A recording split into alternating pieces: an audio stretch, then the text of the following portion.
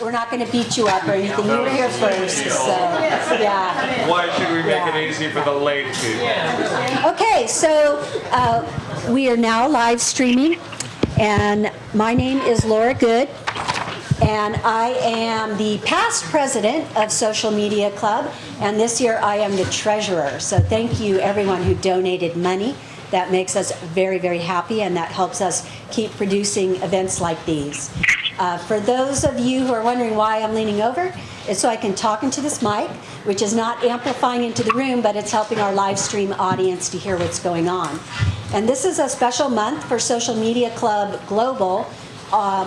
Many clubs are live streaming events so that people around the world can experience what's going on at social media clubs around the globe.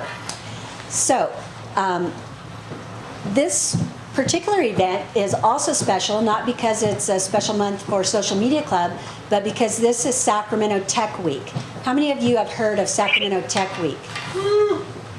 Okay, so there's something like 20 plus events going on this week. A lot of organizations have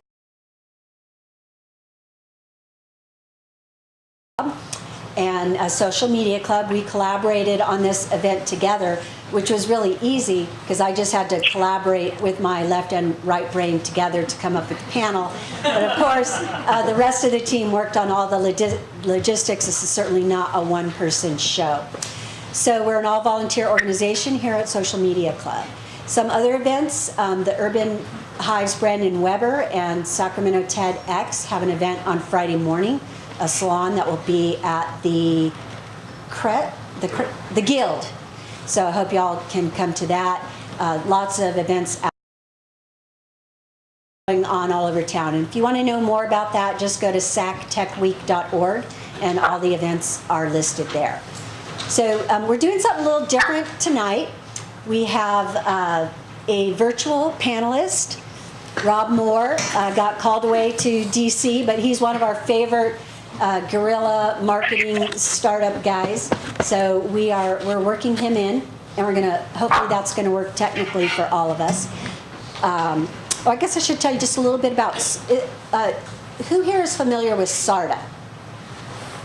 Okay, a lot of you. So we're the Sacramento Regional Technology Alliance. Our goal is to grow the technology industry sector here in the Sacramento region, and we do that by working with entrepreneurs, with investors, with all the support folks that you might need if you want to have a successful startup, from attorneys to accountants to marketing folks, like Josh over there. So, who here is familiar with Social Media Club? Okay. Scott Eggert, who is our president, is going to close out the meeting, and he's going to tell you a lot more about Social Media Club. But the most important thing to know is you don't want to leave early. Do y'all have a raffle ticket? Yeah, we have a raffle. We have like 9 great prizes that we'll give out at the end. So let me introduce to you Josh Morgan. Josh is one of the original founders of Social Media Club. We've been around for 4.5 years. I believe that's correct. Yeah, we'll go with that. Maybe it's 5 now. He helped launch the iPod at Apple. I couldn't read my own writing. Is that iPad? He helped launch Skype. He has a lot of experience working with startups, and he's now a vice president at Edelman Digital. So without further ado, Great. Josh? Thank you, Laura. So the overall description of the panel tonight is guerrilla marketing for technology startups.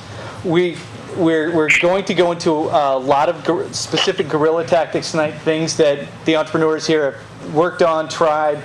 We're going to have a little bit of counterpoint from some people who aren't fans necessarily of the guerrilla tactics. Also, there was a discussion that several of us were in today where a lot of this is just basically PR hacks, if you will, ways to get around traditional PR and doing that kind of thing. So we're going to look at it from that perspective as well. So it's guerrilla marketing, but also think of it as PR hacks. So before we meet everybody, Rob? Yeah. Well, how about we let Rob introduce himself? Oh, okay. Can everyone hear me okay? Oh, yeah. So, I'm Rob Moore, and I'm the CEO of IO6. I'm a serial entrepreneur and definitely a guerrilla marketing hack. I've been running IO6 for about 8 years, and we've been very lucky in the PR marketing space, getting lots of attention. Our fire group wants products. So, Isn't AT&T's new wideband audio just Yeah, which is just awesome. Thank you, Rob. We'll come back to you. oh, okay.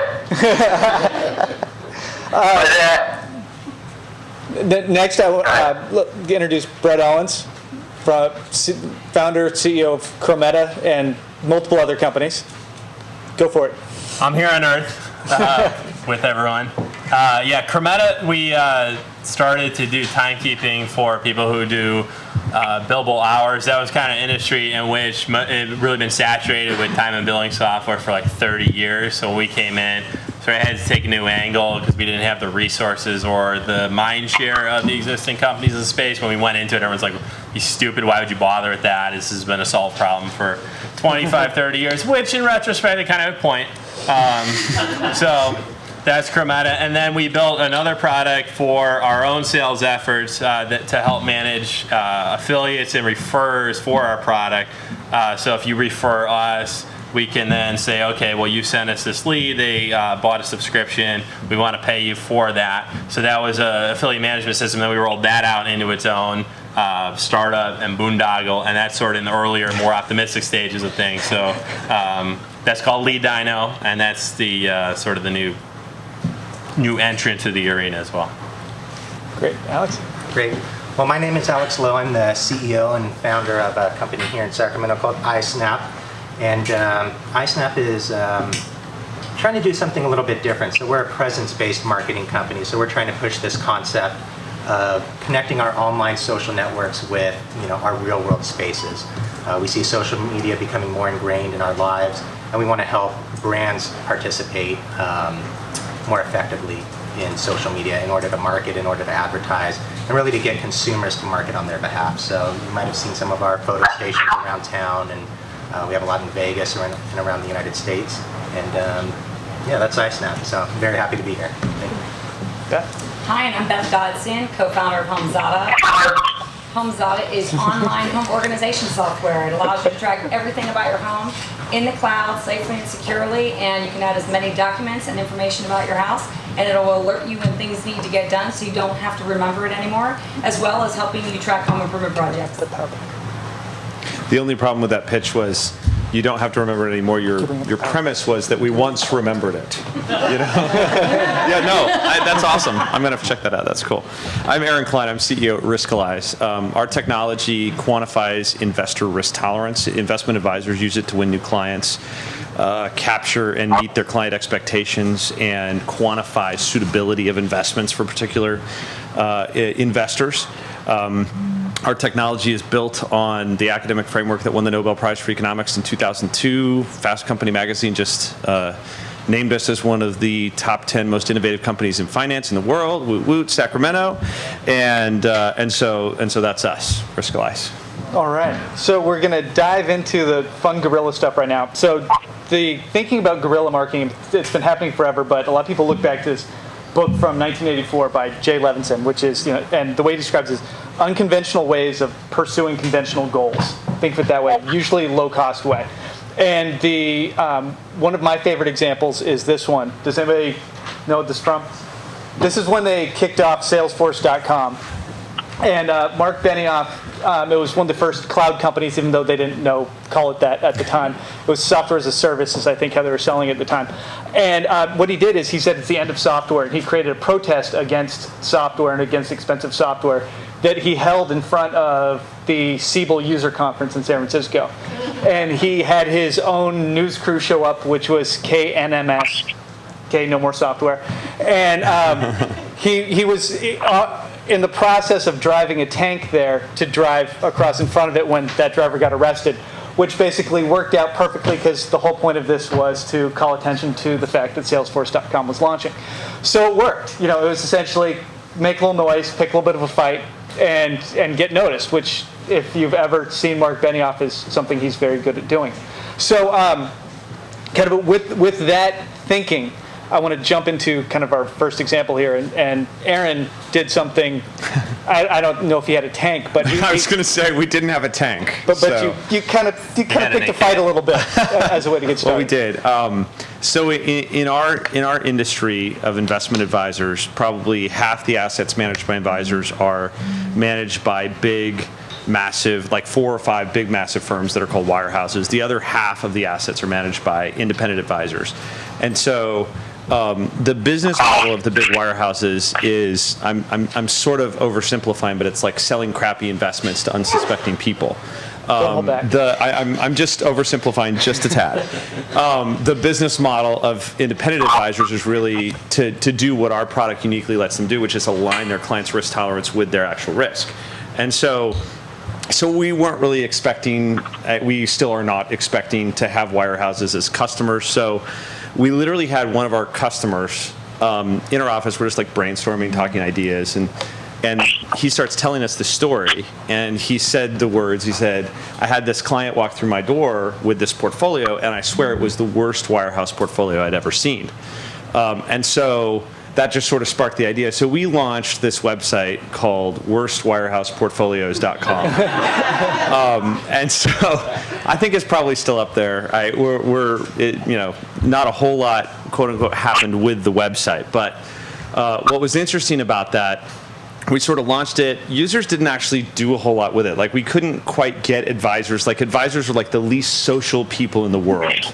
Like you talk to them about Twitter and they're like, yes, my grandson manages my Twitter account. I mean, that's sort of how advisors respond to social media. And so we couldn't quite get them to really engage with it in big numbers.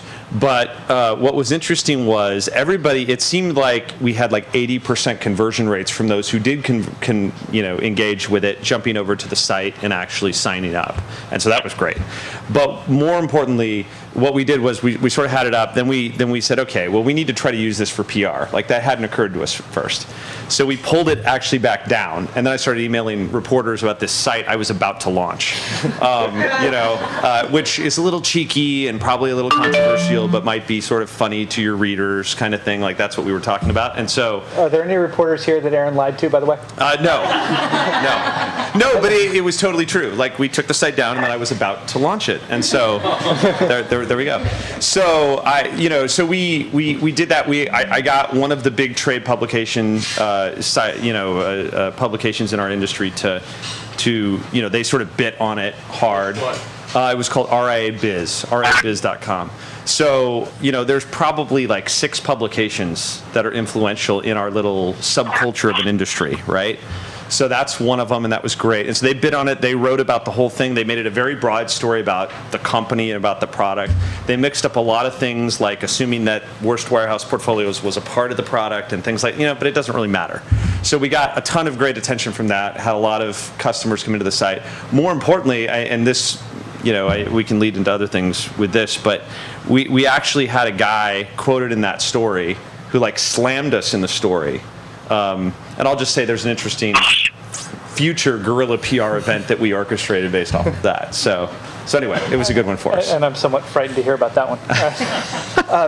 One of the things is that I said there's going to be some sort of counter thinking in the traditional PR, and that has been successful, and that's what one of the things that Alex is going to be talking about, and what they've done in terms of writing press releases, working with reporters, building relationships, and working with traditional PR to make things work. Now, actually, Laura, if we go to the next one. So, first of all, for the Kings today, just wanted to bring out this example, actually. This was is everybody familiar with the Playing to Win tour that happened? So, basically what it was a group of the people who were trying to keep the Kings here in Sacramento wanted to build as big of a footprint as possible in front of the. That's you, yeah. In front of the NBA Board of Governors, who's going to be making the decision. And so what they did is they created an RV that literally drove around the country for 2 weeks on the way to the meetings in New York. And what they decided to do was, if you see there's gray spaces, lots of gray spaces on the RV. They had people sign it along the way. And so what they did is every place where they stopped, they created basically a guerrilla event to where they would be there and people could show up and sign this RV. And that was, and then they extended it through a website, Facebook, Twitter, and it created this sustained presence and a reason for people to talk about this, over the course of several weeks. And this was put together by, Carmichael Dave was the guy who was driving it, and then Threefold Communications helped with it as well. And so in terms of the kind of just going places and doing things, that can be kind of a tactic on its own. Now, have any of you just kind of appeared in places and become part of an event or created an event around your company? So I can tell you that we didn't necessarily create an event about our company. However, because we are a RE/MAX approved supplier, and that was a really big deal for our organization, they host an annual event, and this event was in Vegas. Well, it was their 40th anniversary, and they decided to create an 80s day. So all of the exhibitors and all the sponsors got to dress up. So clearly, we like to have a good time, and 80s to us was Slash and Joan Jett. And so we dressed up, had our air guitars, everything else, and literally everyone thought I had hired my Slash for my booth when they didn't realize it was my other co-founder, John Pedroza. So when in doubt, go 80s rock. Is what we're learning. Okay. Jump in. Very good. Now, there's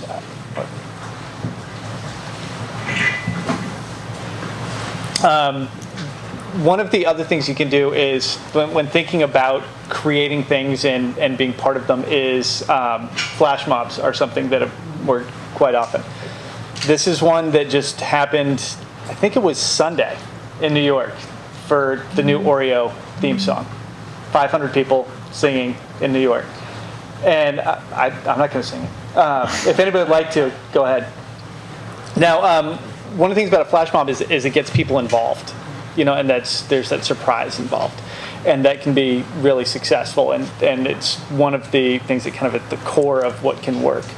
And that's also where social media comes in, is extending things. And I know Brett's done a good job, along the way with Chrometa of kind of making friends on social media, if you will, and getting people to extend things for you and building out. It started with blogs originally. Yeah, blogs, and then the in-person does help. And we did a little accidental Guerrilla last year at the most prominent trade show, because they sent all these crap emails out about what you need to be ready for, and I just don't care, so I just delete. So I show up, you're supposed to set up the morning before. Classic Brett. Classic owns. And I'm whatever, I'm not going to set up a booth. I don't even have a booth. So I'll just go in that morning. They'll at least have a table. I'm like, anyone who's looking for, they're already looking for it. So I just need a table. Here we are. If you want to have a real conversation, come over. If not, just keep walking. I mean, we're just not going to get any business on a drive-by. So I show up, and I did get up early. It was Chicago time, so that helped. Yeah. So I get down there an hour before it starts, and I got a 10x10 blue carpet, and there's nothing else. There's just nothing. So I'm looking around to see what I could steal. So I stole a chair from the floor. And then, so I got a chair, and now it's just me in a chair in this blue carpet. So it was a little bit of progress. Please tell me you did a Clint Eastwood impression. Yeah, is that, yeah. Okay. And then any table I would have stolen was just gonna be too obvious. They were gonna put coffee on that table. It was all gonna get traced back to me. So I gave in, and I went to the trade show purveyors, and they all have their jacked up prices, and I got the table on the spot. But I didn't want to pay for the tablecloth. That was extra $40. So I get this ugly. It's only a wooden table. It's 5 feet high. So it's almost as tall as this. So I can just put the brochures there, and it's just there. And these Chicago guys out there, finally come drop it off. They're like, "There's the man without a table. You got a table now. You guys got to have a table." So they come. And then the show starts, and people just start walking up, and they're like horrified, like they can't. So the people who know us, they're like kind of playing it out because they're like, oh, you know, we really should probably really like it. Thanks for stopping by, and they're okay or they act okay. But the people who don't know us, they walk up and they're like, what, are you guys broke or something? Exactly. So a presenter, he's going to mention us and a few other products, and so the thing is, the reason people come to you is because they mention you in the breakout session. So you go and they say, okay, well, you got to go see this company, this company, this company. You're really not just kind of trolling the show floor. You kind of know where you're going. So he's like, okay, well, I know I want to recommend these 5 companies. So he tells his person, he's like, well, go take pictures of the 5 booths. They're going to be part of the show like that. So she brings back a picture of me. He's like, are you kidding me? So he puts out the picture, and it's me. And I wasn't even like standing anymore. I was just like behind the booth on my phone. And he just puts the picture, and he's like, well, somebody go see this guy. Like, he has really, really good software, and it's the shittiest booth. It's just the worst booth. So people come out of the session, and they start, and there's a line, and they're just like, I heard you the guy with the crappy booth for really good software. And they're just like sort of lined up, and then I've got my my little laptop I'm doing the demos on. But I didn't even know the presenter before then, and he like came up to me to apologize. He's like, I'm sorry, I didn't mean to put him. Like, it was really funny, but that sort of like sparked like because I could take a joke. He made a joke, and that was like the talk of last year's show. So then when we show up this year, How do you top that? well, the thing is Like no table? I got a Slash costume for you. That's gonna have to be it. Because you either got to go worse or you got to go out there. So One or the other. but it's been a running theme. So this year we were between the broiler and WordPerfect. So people are like, oh, you upgraded it because we had a little roll-up stand. But like, and you're next to WordPerfect. So that was like sort of the running dialogue. And then we would use social media to extend it because I was just I was bored. It was a crappy location. So I'm just kind of tweeting out like, we're next to WordPerfect if you're looking for But then that would kind of catch a little air too. So. All right, so the strategy is bad booth next to 80s word processing software. And Yeah, you're good to go. that's it. Okay, That's it. we'll go with that. I think like if you're not going to go good, you might as well just be really bad. Like you're better off being at one of the extremes, and it's hard to be really good when these guys spend a lot of money on booths. So really bad's not a bad approach. So that's actually kind of at the core of everything Guerrilla is doing at low cost, not necessarily with the planning that Brett had. But the thinking, Or lack thereof. but figuring out what you can do with as little as possible, and that's Alex. With some of the things that you all have done, it's not necessarily expensive that you've done, but it's not quite as avant-garde, if you will, as what Brett did.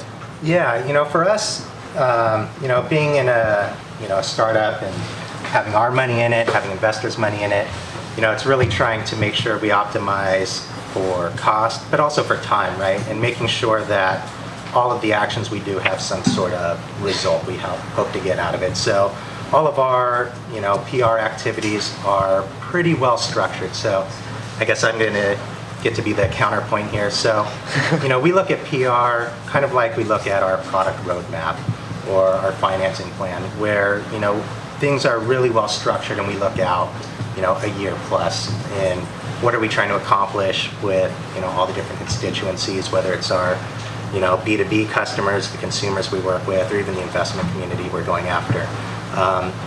So, as far as tactics, we do a lot of the traditional stuff. We do the press releases. We use our social media channels, our blogs, all the different ways to get stuff out there.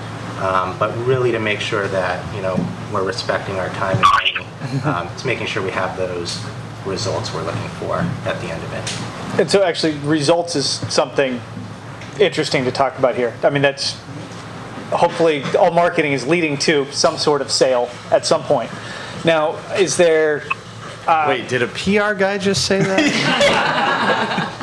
All right, I've been found out. No, so the question is how have any of you put anything in place when you have these sort of activities going to try and track conversions? Is that something that's possible? I mean, It's required. I mean, you have to know what you're getting out of it, otherwise you don't know whether to keep doing it. so what did you do to track that? To me, like, one of the fundamental baselines of what you have to do, I mean, otherwise you're just flying the airplane without any vision, right? In the dark with no instruments. You just have to like instrument the business. So you have to know what levers are actually driving results, and you have to instrument those so you can see the funnel of people flowing through whatever those steps are that drive results. The challenging thing about that is when you're in that stage of a startup where you're still trying to figure out how to structure that and what is going to drive results, it can get very complicated very fast. You just end up having to like rebuild that instrumentation to actually be. We're at a point now where we know that when we bring advisors in for a guided tour, then we have a certain percentage of them who will drop off into the free plan. We have a certain percentage of them who will instantly go up and go into the full product. And then we know how to bring people out of the free plan and upgrade them into the paid product. And so, we sort of know how that works and we can track it. And now we can put new people through that channel from a new direction or from a new source. And we can see whether or not it's working, whether it's overachieving or underachieving our average. And I want to try and see if we can hear Rob on this one. Hello. Hello, Rob. Hi. I think we lost the video link. That's fine. So, yeah, it's okay. We still have your smiling picture here on a stick in a chair.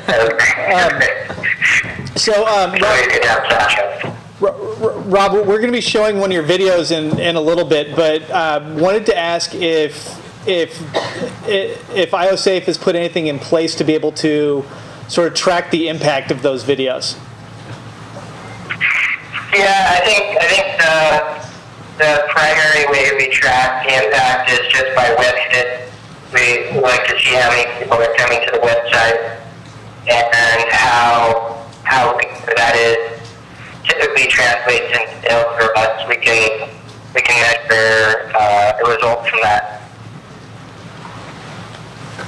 And in terms of numbers, and you're going to get to see these videos, don't worry, they're fun.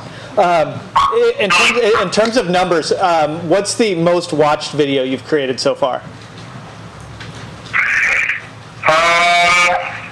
I think some of our videos that we've done, maybe they've approached 20 or 30,000 views, but there's probably close to 50 or 60 videos on YouTube that have thousands and thousands of views. Unfortunately, not millions of views, but that. Thousands is good. I mean, considering, okay, so how many of you made videos so far for your company or to promote something? It's actually a good amount. So anyone want to share how many views they've gotten on most of them? Not tens of thousands. No. Thousands? Thousands. Cool. What was it? I did a video promoting the first Tea Party, and it got over 100,000 views. Wow. That's good. That's very impressive. And did you have to blow anything up for that? I did not. Okay. All right. Just checking. And I'm just asking because Rob gets to blow things up in his videos. Yeah. Actually, let's show one of the videos right now. Okay, Rob, we're going to show in your video, so we're going to mute you for a second. And you can't reply because we muted you. Okay, good.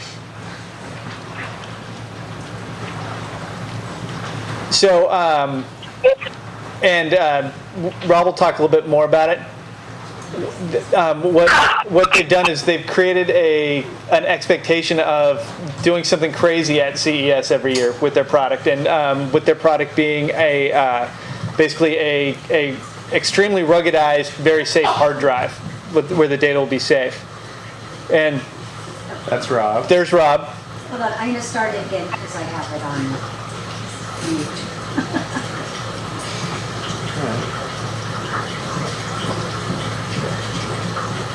And if any of you have been to Las Vegas, you'll recognize the beautiful view. Yes. Is it Mandalay? Yes, with Mandalay in the background. The sound was working before. That's okay. The good news is I think you can still get the picture. Yeah, you can still see. That's Rob. He's talking to the BBC presenter. Smiling, as he's wont to do. And what he's doing is he's explaining how he's going to torture this poor hard drive. And essentially what he's done is he's created a kiln. And when in doubt, if possible, involve fire. And then, is that a competitor's hard drive? Is that what that is? I believe that one is.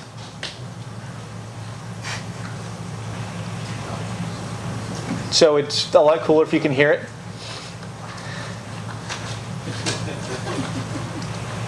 He's not done with his hard drive yet, apparently. The fire hose.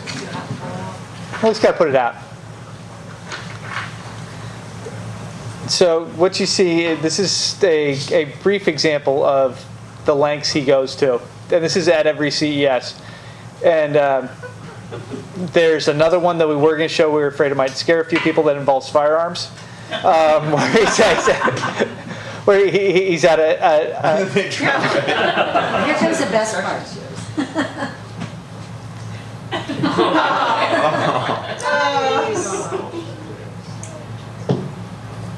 yeah.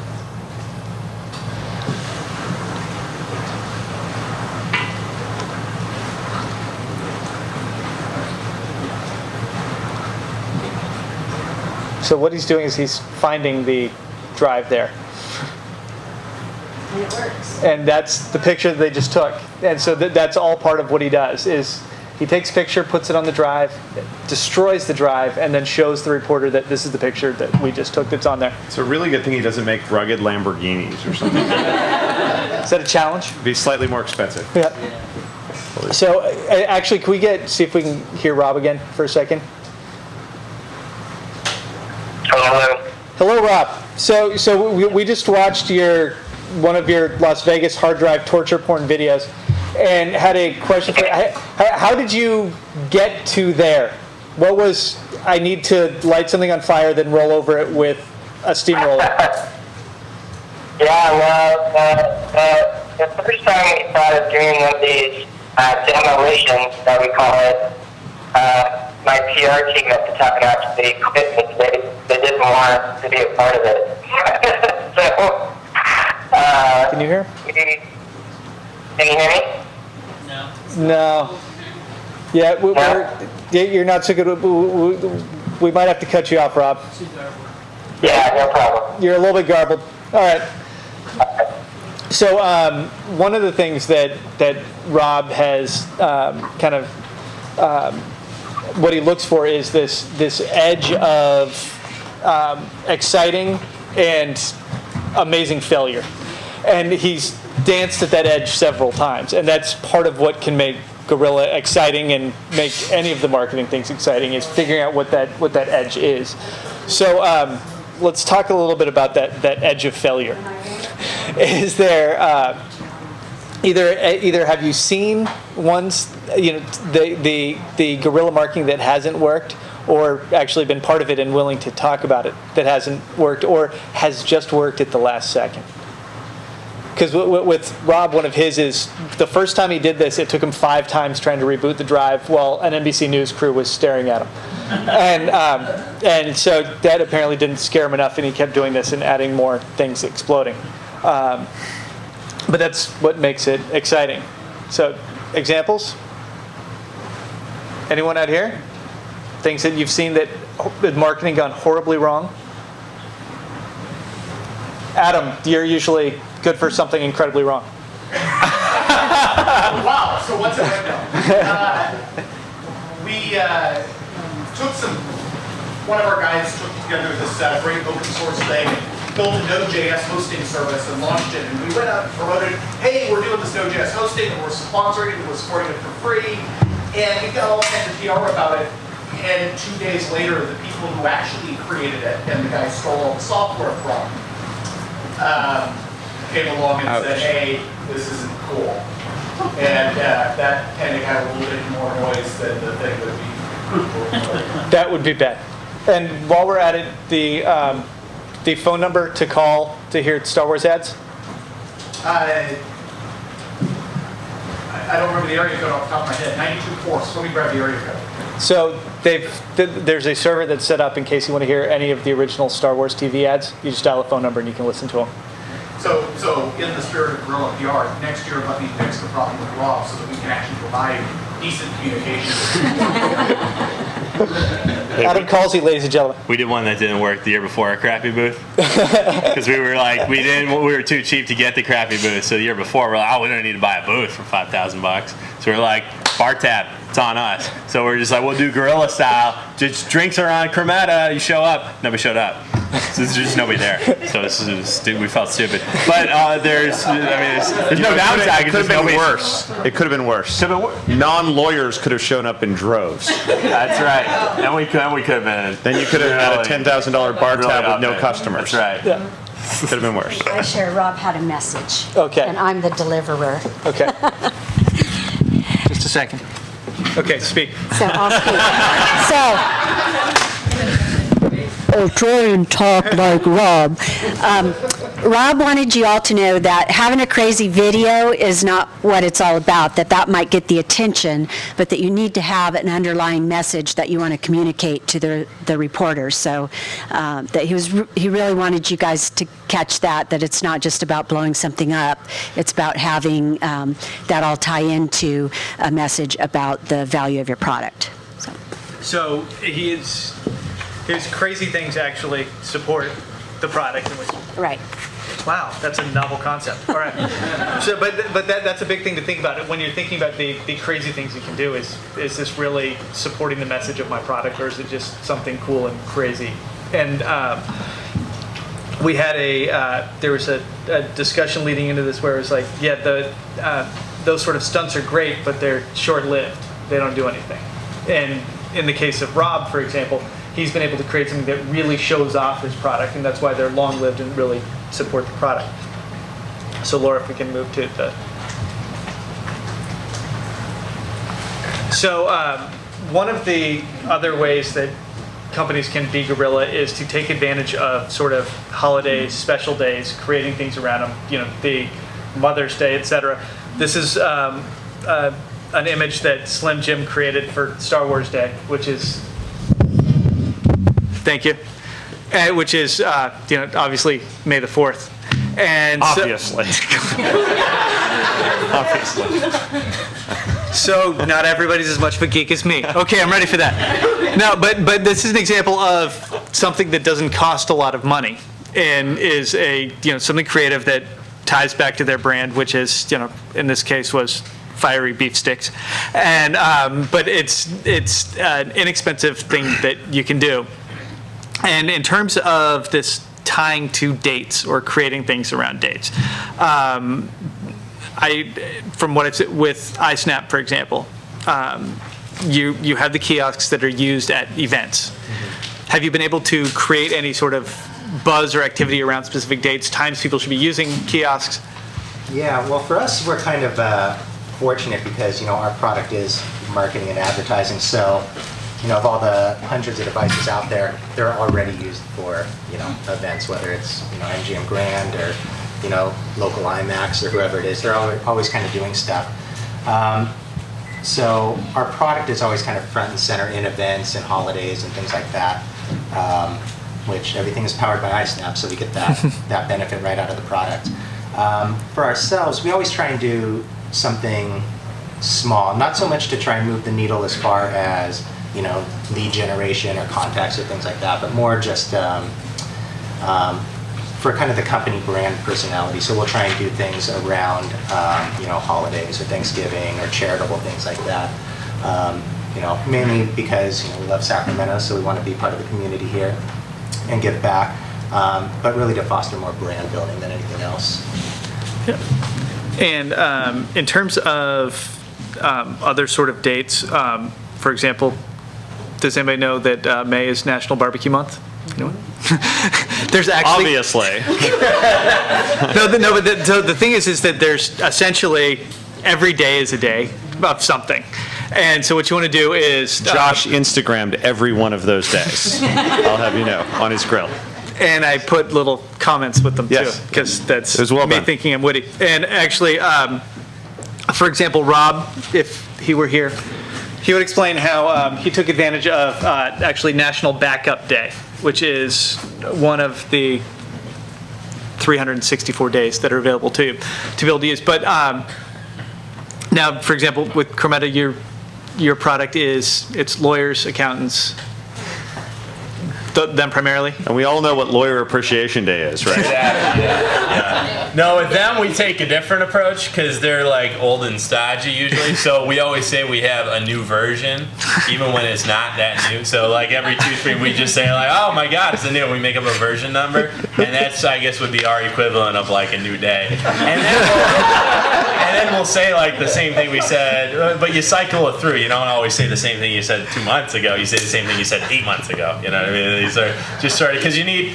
the pace of innovation is so slow and what they're used to using. So you just keep hitting them on the head. You're like, oh, it's on the web, and they're like, oh my God. You know, so It's similar with investment advisors because the question we usually get is, do you support Internet Explorer 5?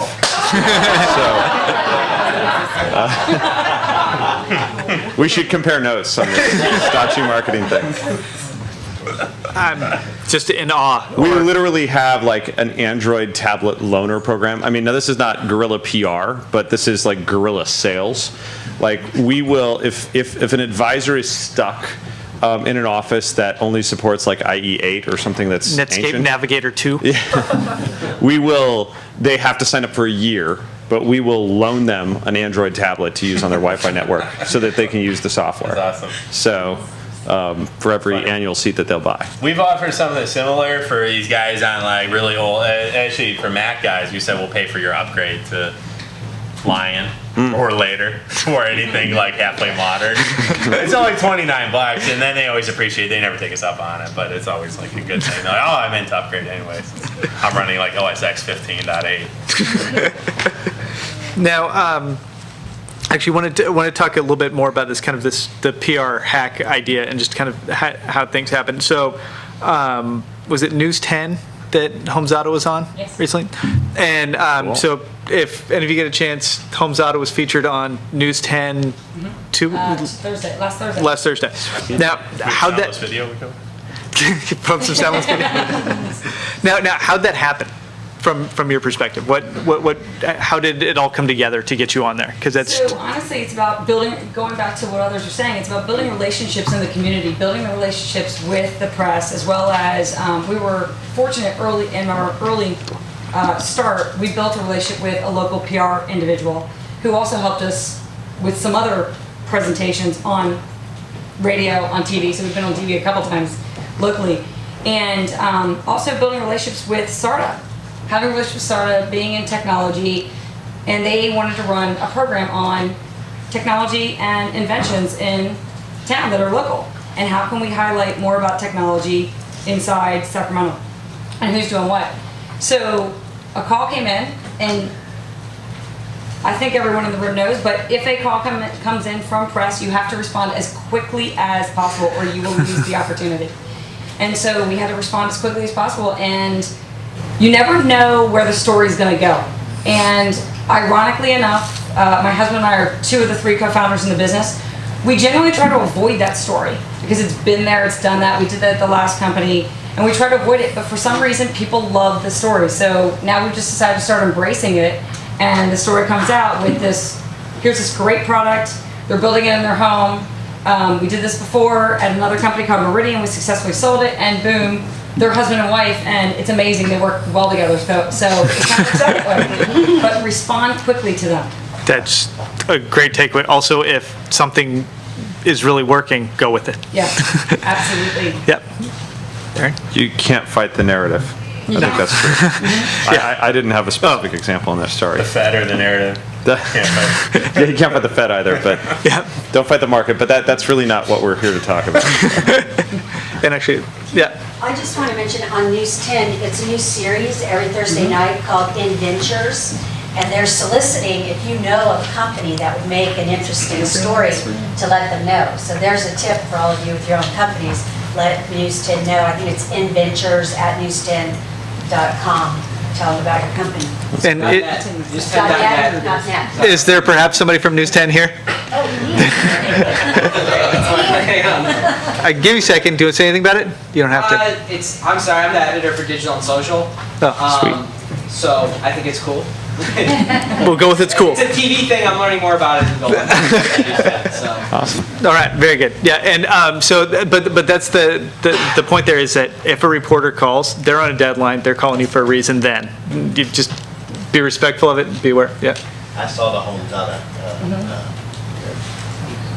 Thank you. And it was something that actually got me going because my wife and I are actually in business together. Yeah, congratulations. And I said, wow, listen, husband and wife, isn't that cool?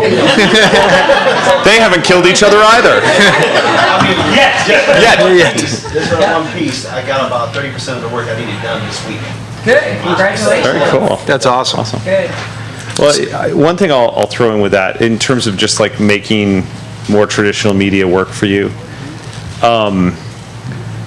and so this is just it depends like what your target is and what your focus is. So like we've been like incredibly successful now with PR, with our focus on advisors, working with all of these different trade publications, like in this little subculture of this industry of advisors. Before that, we were trying to take our technology to like the broader market. It was more of like a consumer tech play where individuals could come in, use it, build their own portfolio, execute it with their own brokerage account. So we were trying like all different kinds of angles. We were like working individual investor stuff. We couldn't really get, like, I don't know if that felt threatening to them or it just didn't fit for them or whatever. We tried really hard with like the technology press. If there's any technology entrepreneurs here who have this idea of getting their startup covered in TechCrunch, you need to understand I started with the idea that TechCrunch existed to write articles about great technology products. TechCrunch exists to write articles about crappy technology products built by cousins, friends or family of Michael Arrington. Like that's what TechCrunch exists for. So, you're just not going to get they or if you went to Stanford with one of their writers, like that's it. You just created like the most retweeted thing of the evening, just so you know.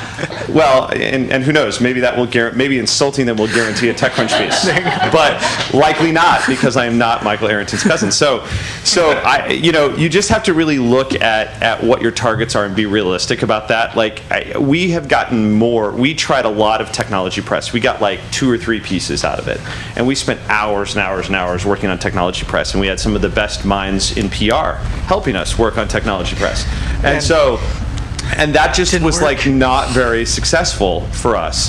Whereas when we started focusing on much smaller publications that frankly had a better reach to who we wanted to reach as customers, we were wildly successful with that. And so I mean, like right now, my phone is blowing up with signups from a review that some really influential tech reviewer in our industry wrote.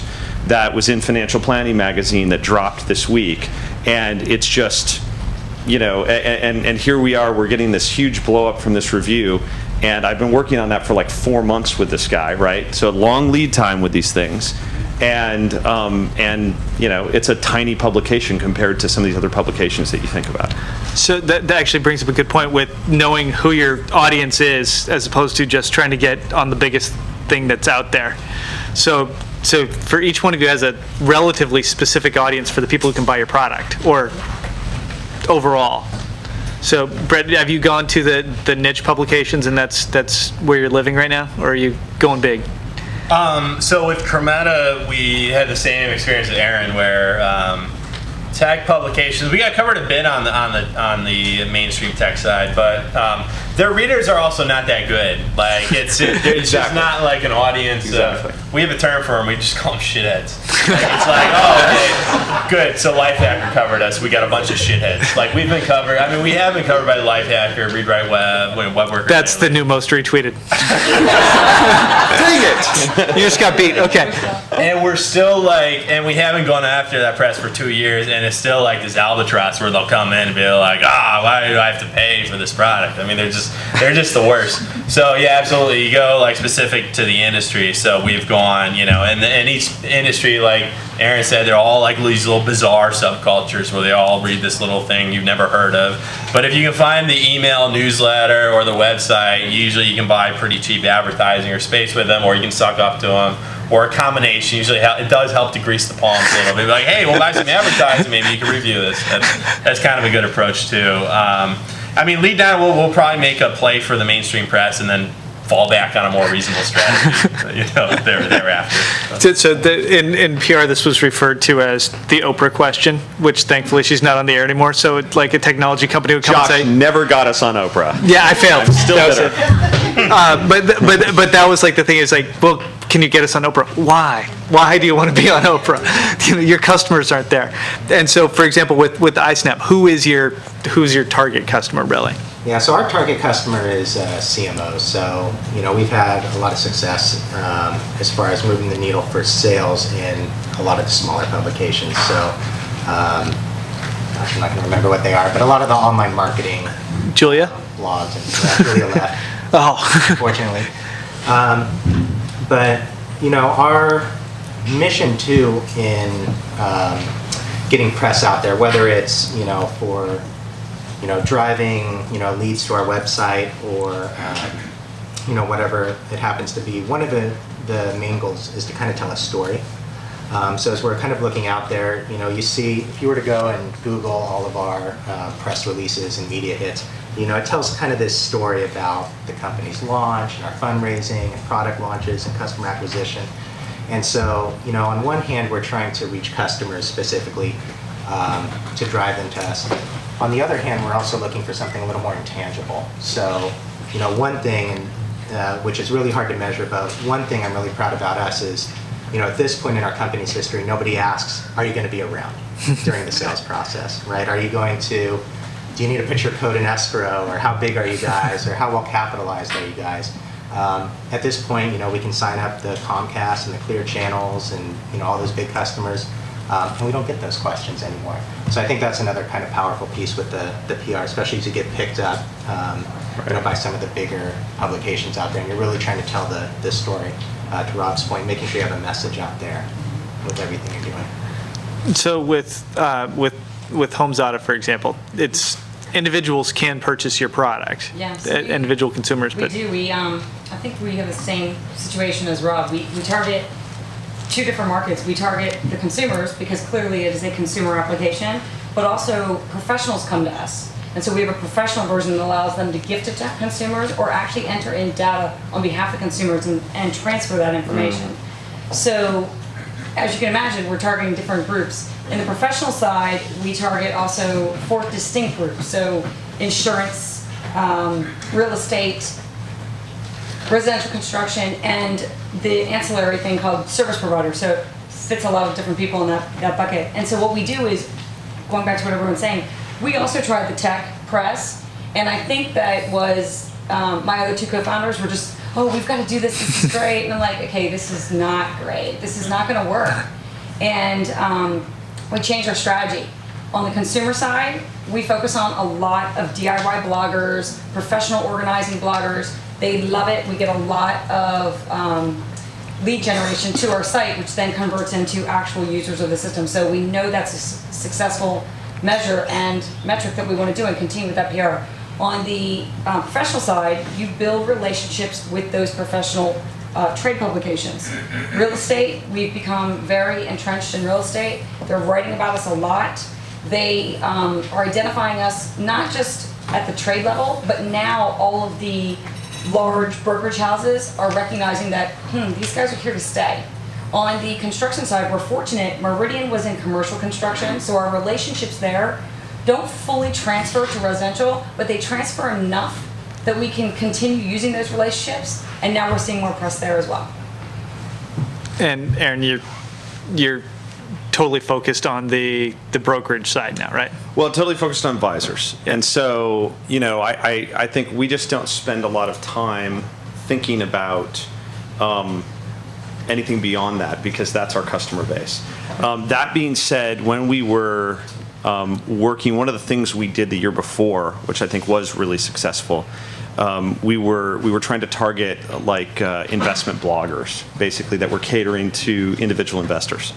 And one of the things that we did there, one thing that I think is really important for people to know is that when you're dealing with reporters at a news site or a news organization, they want an exclusive. They want to be one-on-one with you. They want a unique story that's going to be unique and drive unique news.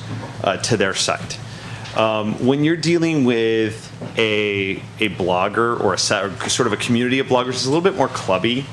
And so it's okay to be in a group. So we actually held like a VIP event for, we positioned it, of course, as a very exclusive thing. We invited some investment bloggers to come and be a part of like a briefing to brief them on what's going on in the product. Like they're important people in the industry, and so they are important people in the industry, and we wanted to bring them in and brief them on this. I'd say the most important thing with that is to have webcasting software that does not disclose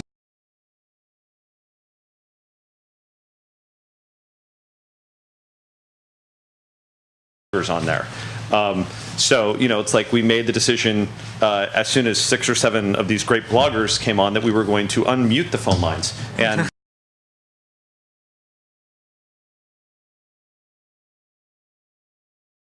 bloggers who showed up, with the one person on the call. So anyway, it was a good event, and it drove a lot of awareness.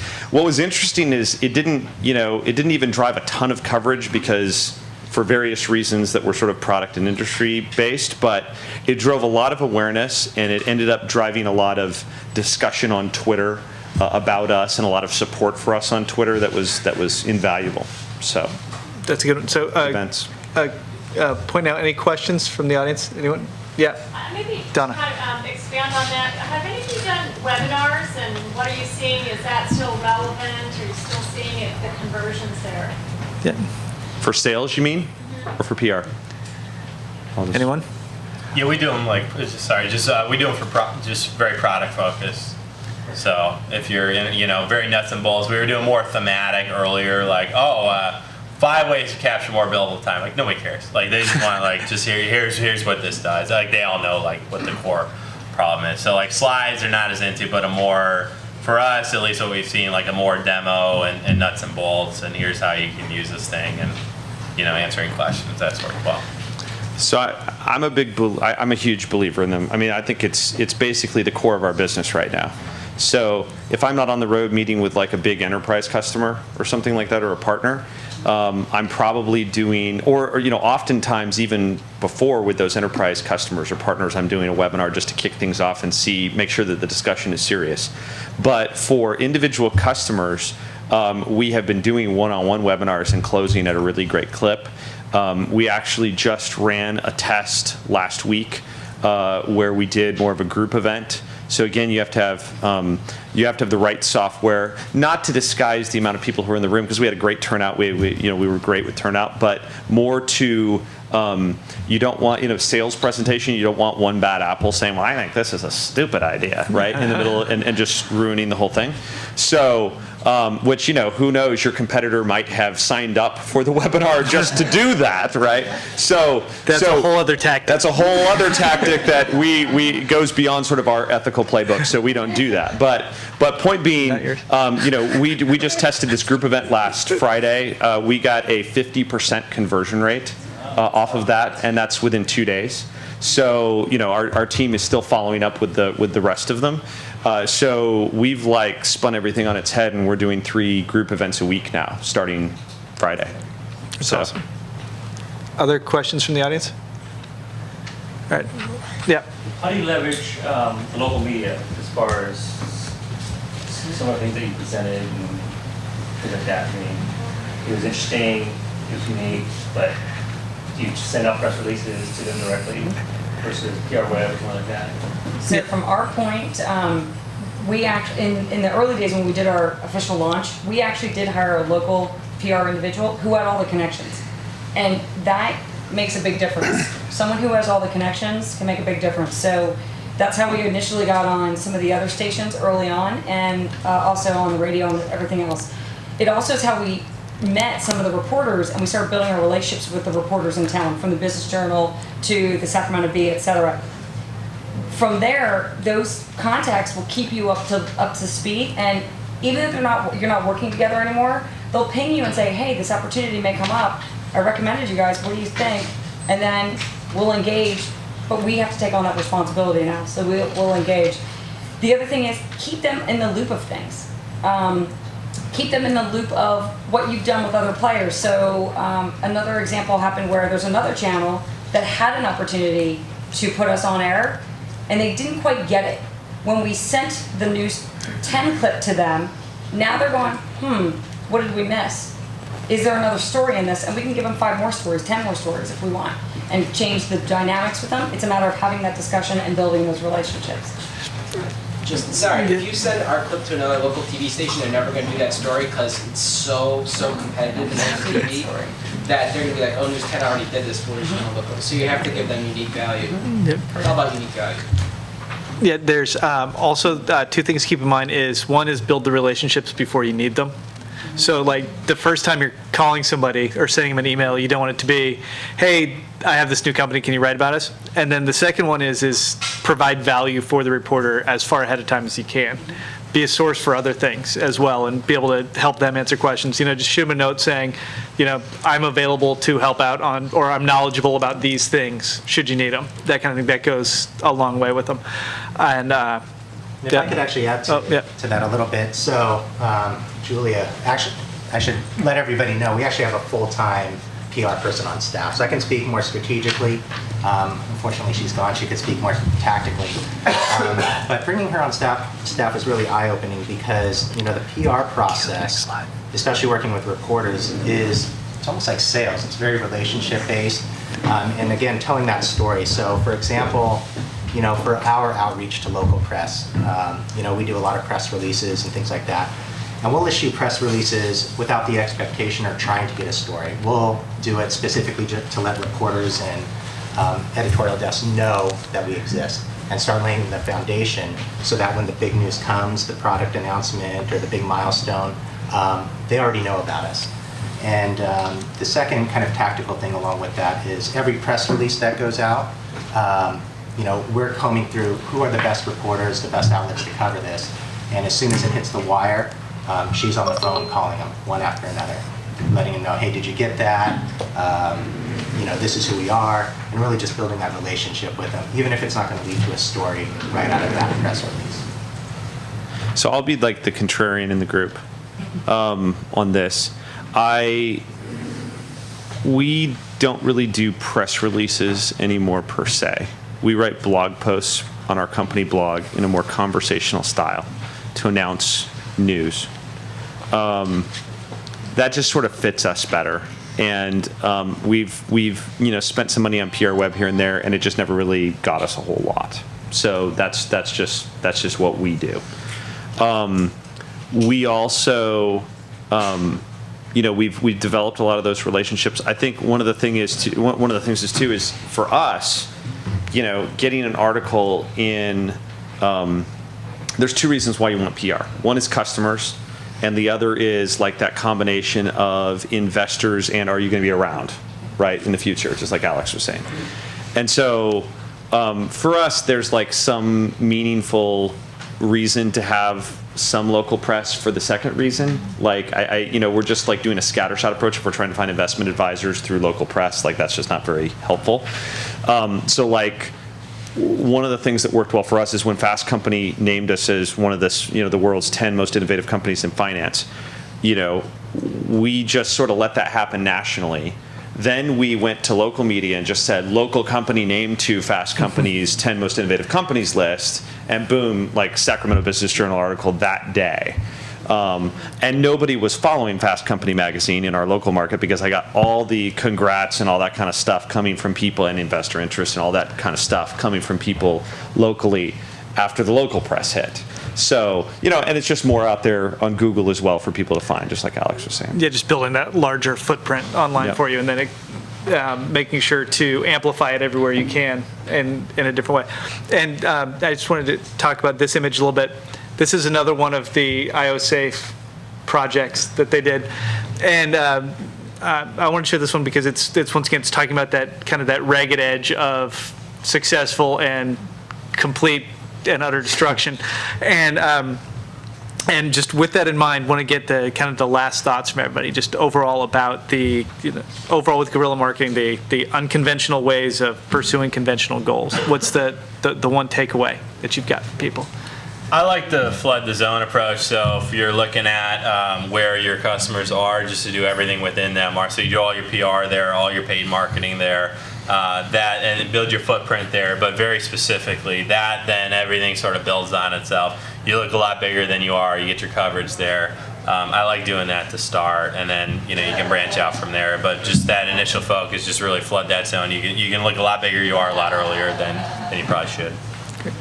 Alex? Yeah, I would say, I would agree with that. I'd say, leverage all the outlets out there, and then just make sure you have a goal in mind and really a message that you're trying to get out there, regardless of how it is, whether it's something very creative like blowing something up or really traditional like a press release.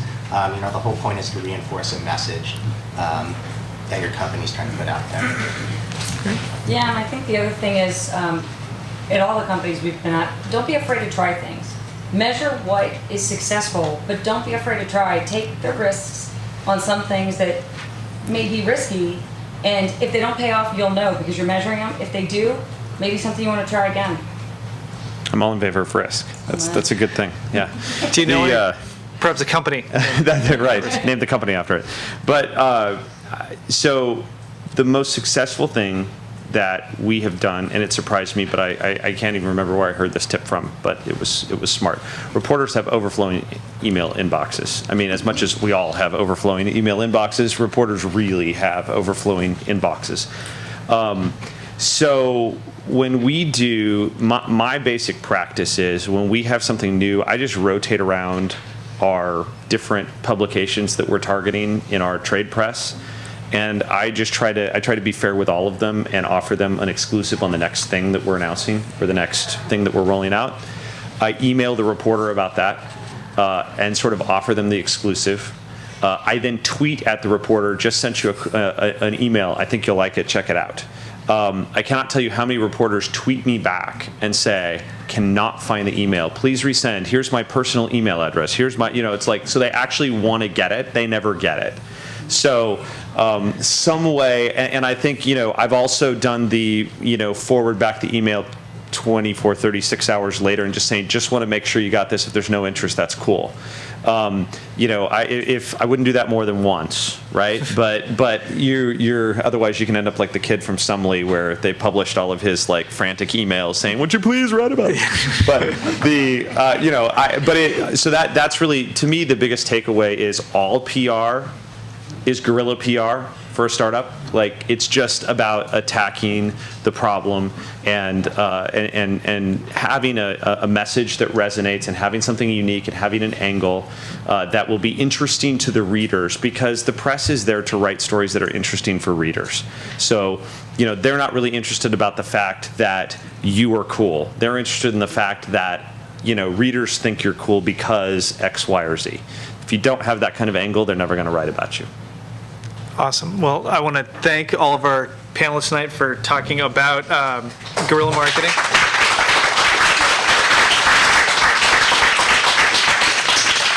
And hang around. There's going to be some raffles. Scott's going to kick us off here. Yeah, so thanks again to Josh and the panel. Please, clap. Really appreciate it. I want to especially thank Josh. Been around the Social Media Club since the beginning. Always love having him come back and moderate a panel or be on a panel. So thanks for your willingness to always come back. I also want to thank Laura Good. She was actually our program manager.